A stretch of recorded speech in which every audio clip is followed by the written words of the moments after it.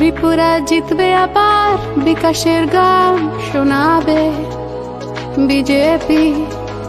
थांनाय बाय इलेक्शनाव हास्तानि मन्त्रि Agra professor doctor Manik Saha गोबां बुटबाय गोप्लाय एंखा अबहायकेनो 2023 विधानसभा चंबारियाव आमसानि लुकुरक बनो बुदुइ गोप्लाय खालायनाय ने कग्रखा सांग्रंसालो 8 नं टाउन बर्दवाली 20 नं वार्डनि 19 बुट आमसायो हास्तानि मन्त्रि अग्रा डॉक्टर मानिक साहानो चुबा सुरुवै चंबारिनि कक आवाइमंगो अंखरका पुर निगमनि मेयर दीपक मजुमदार ते कॉर्पोरेटर रत्ना दत्त नखबै कुबनि आदंग्र नक नगो थांगै चंबारिनि कक आवाइमंगो अंखरिनो साइमानखा हानि शाखा मेयर दीपक मजुमदार बतेबो शाखा हास्तानि मन्त्रि अग्रा प्रोफेसर डॉक्टर मानिक साहा ताल किसानि बिसिंगनो हास्तानि हामक्राय खलायका आबुनि बागै हास्तानि लुकुरक बेलायखे तंथकजाक अबहायनो 2023 विधानसभा चंबारियाव डॉक्टर मानिक साहानो गोबां बुट रुवै गोप्लाय खलाय हायनोहाय हास्तानि मन्त्रि अग्रानि मोखां नायना मुसुंजागो आमसानि लुकुरकनि शाखा প্রত্যেকবার বিজেপি, ঘরে ঘরে ঘরে ঘরে আবার বিজেপি।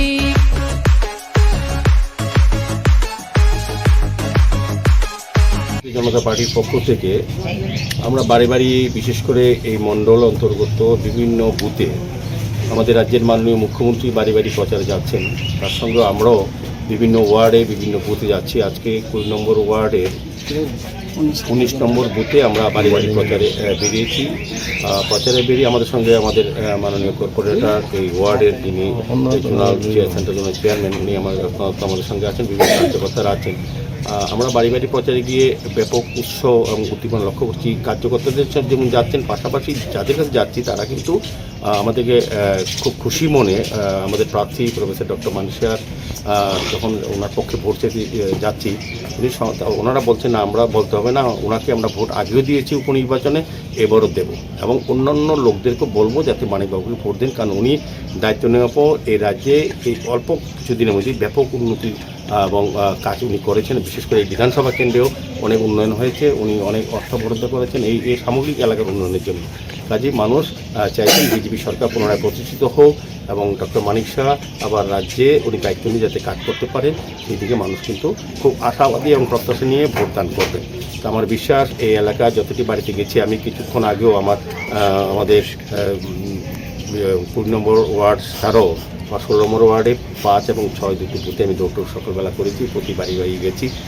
একই এখানে 20 নম্বর ওয়ার্ডে যে উৎসাহ দেখেছি মানুষের মধ্যে, যে প্রত্যাশা যে মানুষের মধ্যে আছে, সেটা ওই ওয়ার্ডে আমি বিভিন্ন ওয়ার্ডে এই বিধানসভা কেন্দ্রে যাই মধ্যে মধ্যে। কারণ আমাদের যিনি প্রার্থী রাজ্যের মুখ্যমন্ত্রী উনি সারা রাজ্যে ওনাকে চাইছেন, উনি সারা রাজ্যে বিভিন্ন সভায় জনসভায় যাবেন।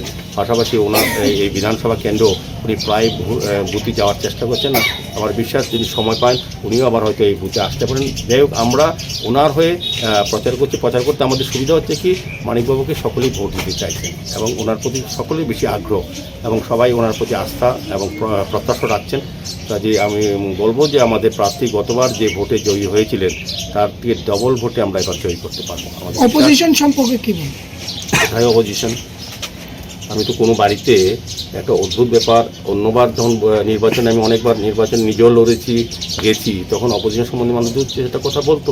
এবার তো কাউকে শুনিনি, কেউ মানুষ চায় না মনে থেকে কেউ এখানে এই অশুভ আপনার বিরোধী থাকুক। বিরোধী থাকা ভালো, গণতান্ত্রিক পদ্ধতিতে আমরা চাইছিলাম যে বিরোধী দল থাকা দরকার গণতান্ত্রিক পদ্ধতিতে।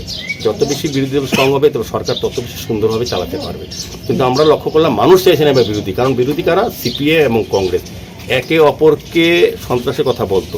25 বছর সিপিএমের সন্ত্রাসের কথা মানুষের এই এলাকার মানুষের অভিজ্ঞতা আছে, এই রাজ্যের মানুষের সামগ্রিক হয়েছে যে খুন, সন্ত্রাস, দুর্নীতি, স্বজন পোষণ, নির্যাতন এবং ধর্ষণ, এটা কিন্তু 2018 পর আমাদের সরকার আসার পর কিন্তু বন্ধ হয়ে গেছে।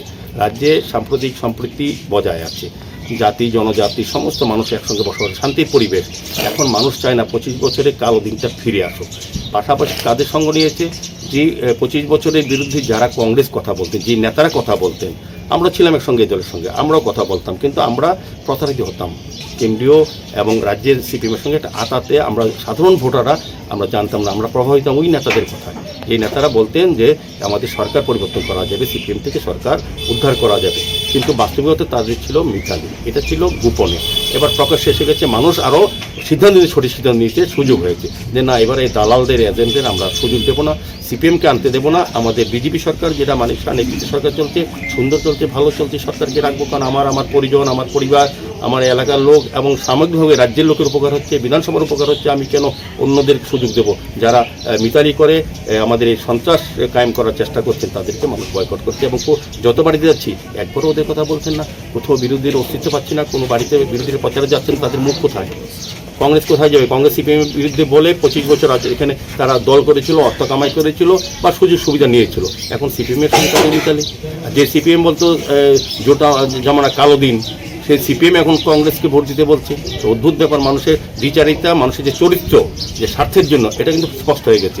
কাজে এখানে মানিক শাহকে বিপুল ভোটে জয় করবেন।